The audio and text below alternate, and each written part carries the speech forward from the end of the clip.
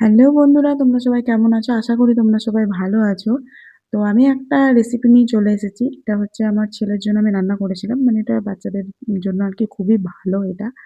তো সেটাই তোমাদের সঙ্গে শেয়ার করতে চলে এলাম।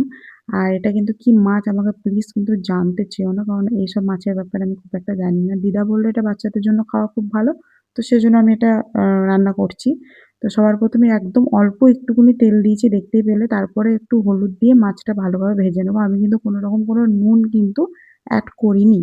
তারপর আবারও ওই একটু তেল দিয়ে আরকি ১ দশানি তেল দিয়ে জিরের ফোড়ন দিয়ে তার মধ্যে দিয়ে দেবো হচ্ছে গাজর, আলু, পেঁপে আর কুমড়ো। তোমরা চাইলে কিন্তু এখানে মিষ্টি আলুও দিতে পারো।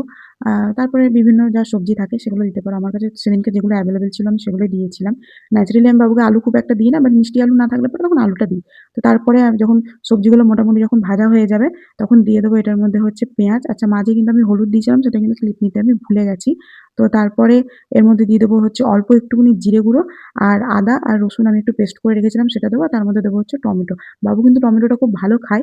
আরেকটা কথা, তোমরা কিন্তু বাচ্চাদেরকে কিন্তু কেউ কিন্তু টমেটোর কিন্তু বীজ কিন্তু দেবে না। বীজটা কিন্তু সবসময় কিন্তু ফেলেই দেবে। তো তারপরে অল্প একটু জল দিয়ে মসলাটা ভালোভাবে কষিয়ে নেবো।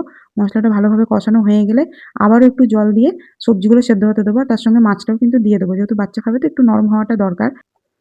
আর তোমরা কিন্তু এটা কিন্তু বাড়িতে করতে পারো। আর আমি কিন্তু খাবারে কিন্তু কোনো রকম নুন আর চিনি কিন্তু এড করি না। সেজন্য আমি নুন দিইনি। তোমাদের বাচ্চাদেরকে যদি নুন দাও তো সেটা তোমরা দিতে পারো। আর এখানে আমি কিন্তু একদমই কিন্তু ঝোল রাখিনি। যেহেতু বাবু ওই লিকুইড ফর্ম এটা কিন্তু খেতে একদমই ভালোবাসে না। তো সেজন্য ঝোলটা কিন্তু আমি একদম কিন্তু মেরে দিয়েছিলাম। তো চলো আজকের মতন টাটা। দেখা হচ্ছে নেক্সট ব্লগে।